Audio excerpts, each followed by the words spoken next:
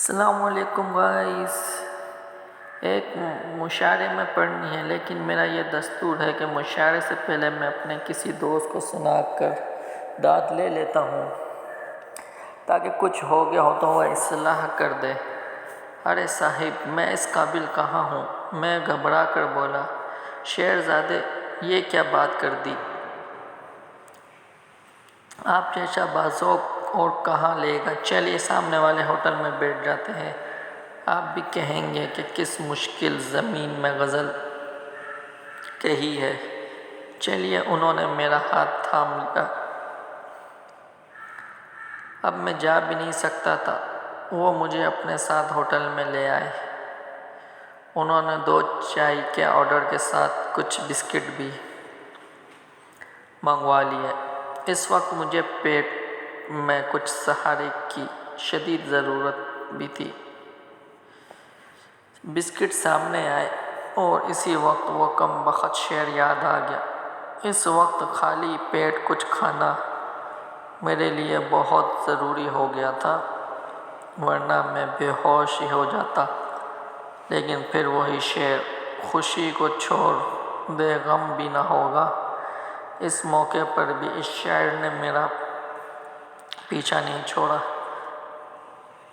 لیں جناب، اسلم صاحب نے بسکٹوں کی طرف اشارہ کیا، آپ کیوں یوں ہی بیٹھے ہیں؟ نہیں اسلم صاحب، اس وقت کچھ نہیں لے سکوں گا۔ میرے پیٹ میں کچھ گڑبڑ ہے۔ اوہو، پیٹ میں گڑبڑ ہے تو آپ کو چائے بھی نہیں پینی چاہیے۔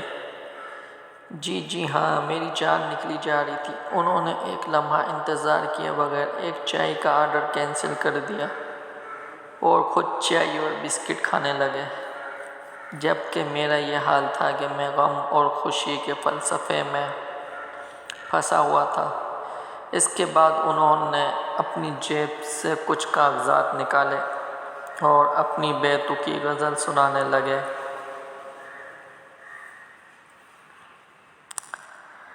ایک تو غزل بے تکی، پھر اتنی طویل جیسے پوری اردو شاعری لکھ کر آئے ہوں۔ میں کچھ دیر تو بہت حوصلے سے سنتا رہا، پھر آنکھوں کے آگے اندھیرا چھانے لگا اور میں بے ہوش ہو کر لڑک گیا۔ اسلم صاحب مجھے پکار رہے تھے، کچھ اور آوازیں بھی تھیں۔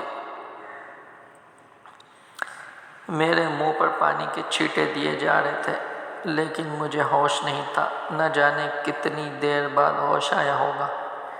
میں ایک بستر پر لیٹا تھا۔ نقاہت تو تھی، لیکن اتنی نہیں جتنی پہلے محسوس ہو رہی تھی۔ میرے بستر کے آس پاس کچھ اور بستر بھی تھے جن پر مریض لیٹے ہوئے تھے۔ مجھے ہوش میں دیکھ کر ایک مہربان صورت کی نرس میرے پاس آ گئی۔ اب کیسی طبیعت ہے؟ اس نے پوچھا۔ کون لایا ہے مجھے؟ تم کہیں بے ہوش ہو گئے تھے؟ لوگ اٹھا کر لائے ہیں، کمزوری کی وجہ سے یہ حال ہو گیا۔ ڈاکٹر صاحب کا بھی یہی خیال تھا۔ تم اب ٹھیک ہو، تم جا سکتے ہو۔ لیکن کس کم بخت کا دل تھا کہ وہاں سے جائے، اس لیے وہیں پڑا سوچتا رہا کہ اس طرح کیسے گزر بسر ہوگی۔ اچھا تھا کہ گاؤں میں ہی رہتا، ابا کی بات مان لیتا اور انسا سے شادی کر لیتا۔ کیا ہوا جو وہ میٹرک پاس تھی؟ ابھی بھی کچھ نہ بگڑا تھا، اس لیے اسپتال سے نکل کر سیدھا 5 سال بعد گھر پہنچا اور ابا کے قدموں میں سر رکھ دیا۔ جوان بیٹے کو سینے سے لگانے میں دیر انہوں نے بھی نہیں کی تھی۔ ابھی تو کھڑی ٹیکسی کا کرایہ بھی ادا کرنا تھا اور امی کے ہاتھ کا بنا کھانا میز پر منتظر تھا۔ کیا ہے نا، خالی شعر کہنے اور سننے سے پیٹ نہیں بھرتا۔ اب گھر میں سب کے ساتھ سکون سے رہوں گا اور ابا کے ساتھ زمینوں پر جایا کروں گا۔ جوانی میں جاب کرنے اور خود سے اپنے پاؤں پر کھڑا ہونے کا جنون بھی ختم ہو گیا اور دوستوں کی مصیبت میں دوستی بھی دیکھ لی۔ اللہ حافظ۔